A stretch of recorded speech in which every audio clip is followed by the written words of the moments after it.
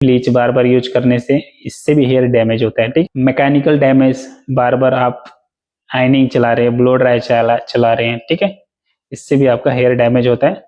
चलिए तो आज बात करते हैं हेयर प्रॉब्लम्स के बारे में कि हेयर प्रॉब्लम्स होता है कितना प्रकार से और उसका सॉल्यूशन क्या है और हेयर प्रॉब्लम्स होने का रीजन क्या है वो भी समझेंगे। उसके बाद आगे चलेंगे, हेयर का सारा सॉल्यूशन हम आगे सीखेंगे। हेयर प्रॉब्लम में आपका आ जाता है ड्राइनेस, जो कि हेयर आपका ड्राई रहता है, ये भी एक प्रॉब्लम है। दूसरा आ जाता है आपका ब्रिटल हेयर। ब्रिटल हेयर का मतलब होता है कि वैसे हेयर जो कि बहुत कमजोर है, बहुत नाजुक टाइप में और वो टूटने के लिए रेडी है, उसको बोलते हैं ब्रिटल हेयर। फ्रीजी हेयर, आपको मालूम है कि टूटे हेयर फ्रीज टाइप में लगते हैं, उसको हम बोलते हैं फ्रीजी हेयर।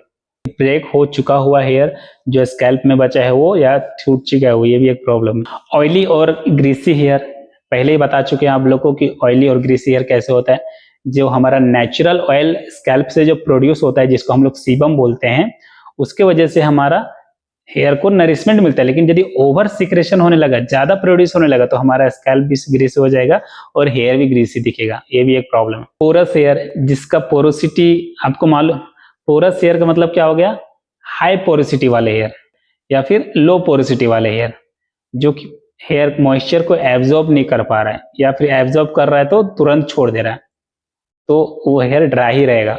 मीडियम पोरोसिटी में रहेगा तो ठीक है, लेकिन हाई पोरोसिटी या लो पोरोसिटी रहेगा तो दिक्कत है। लो पोरोसिटी रहेगा तो एब्जॉर्ब ही नहीं कर पाएगा वाटर को, नॉर्मल मॉइस्चर को। हाई पोरोसिटी रहेगा तो एब्जॉर्ब करके तुरंत छोड़ देगा, मीडियम रहेगा तो ठीक है। स्प्लिट एंड्स, स्प्लिट एंड्स का मतलब दो मुहा बाल, एंड्स में जाकर के हेयर तो दो टुकड़े में हो जाते हैं, टुकड़े में नहीं, एंड्स में जाकर के हेयर दो दो बन जाते हैं, बीच से फट जाते हैं, उसको बोलते हैं स्प्लिट एंड्स। इसका होने का रीजन है कि आपका हेयर में नरिशमेंट नहीं मिल रहा है, जिसके वजह से वो हेयर टूट जा रहा है, फैल जा रहा है, ठीक है। टैंगल पॉर्न, मतलब कि वैसे हेयर जो कि जल्दी जल्दी जिसमें टैंगल बनता है, ठीक है, कोम किए टैंगल बन रहा है, हेयर वॉश किए टैंगल बन रहा है, ज्यादा टैंगल बन रहा है, उससे वो भी एक प्रॉब्लम है, ठीक है।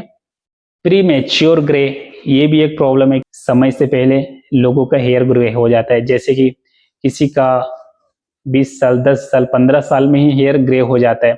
उसका रीजन क्या है, रीजन यही है कि आपका डाइटिंग क्या है, आपका इसका रीजन है डाइटिंग, स्ट्रेस, खान पान, दिनचर्या क्या है आपका, ठीक है। नींद, एलोपेशिया, ये भी एक प्रॉब्लम है, जो कहीं कहीं आपका दाग जैसा दिखेगा, यहाँ पर पूरे हेयर ही गायब हो जाता है। खाना पीना आपका जो है जंक फूड वगैरह ज्यादा रहेगा, नींद प्रॉब्लम, नींद यदि नींद पूरा नहीं होगा, खाना अच्छा नहीं खाएंगे तो ये भी एक प्रॉब्लम है। स्ट्रेस ज्यादा ले रहे हैं तो इसकी वजह से होता है। हेयर फॉल, सेम चीज। और हो गया आपका लाइस, जो कि जू, ये भी एक प्रॉब्लम। अब हेयर प्रॉब्लम्स के रीजन को समझते हैं। ओवर हीट देने की वजह से भी हेयर डैमेज हो जाता है। यदि आप डेली डेली ब्लो ड्राई करें, डेली डेली आयनिंग करके कहीं जा रहे हैं, या फिर बिना हीट प्रोटेक्शन यूज किए हुए आयनिंग कर रहे, ब्लो ड्राई कर रहे, तो आपका हेयर डैमेज होना फिक्स है।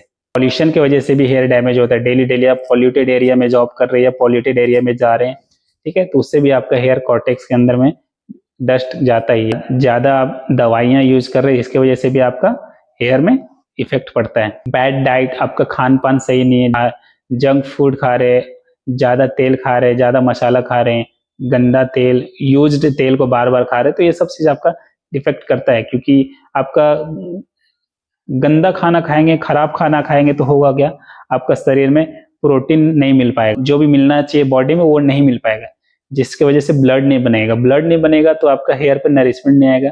हेयर पे नरिशमेंट नहीं आएगा तो हेयर पे नरिशमेंट नहीं आएगा तो वो ड्राई फ्रीजी होना चालू हो जाएगा, ठीक है। केमिकल ट्रीटमेंट आपका जैसे हो गया परमानेंट जो ट्रीटमेंट आपका, जैसे आपका हो गया रिबॉन्डिंग, पमिंग, ये सब केमिकल ट्रीटमेंट, ये सब बार बार कराने से या फिर ये पतले हेयर में या हेयर को चेक किए बिना कराने से इससे भी डैमेज होता है, या फिर ब्लीच बार बार यूज करने से इससे भी हेयर डैमेज होता है, ठीक है।